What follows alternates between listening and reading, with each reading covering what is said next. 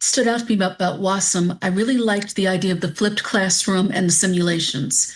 That seemed like a better way to teach medical school than the traditional lecture and then study on your own. And it has turned out to be a really good way to learn.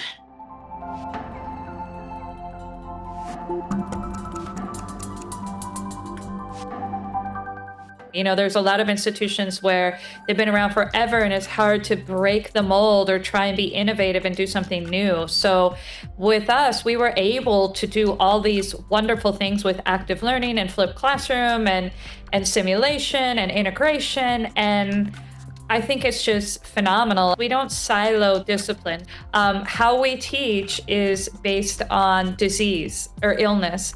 And so you may go into a session about pneumonia or hypertension, and there'll be an anatomist there with a pharmacologist, with a physiologist or other. And what you're doing is then working through problems and working through cases and working through questions. The other cool thing is where you're in Foundations of Medicine, learning all that and really applying it to problems and questions.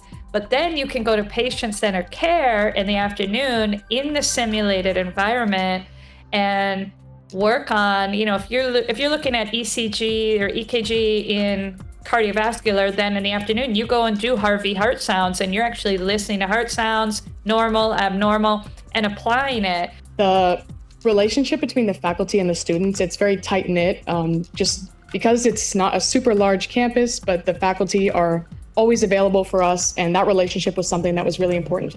I think one of the best parts of WAUSM is the collaboration we have in the classroom, both among students, so between student to student, but also student to faculty, faculty to faculty. It's just everywhere.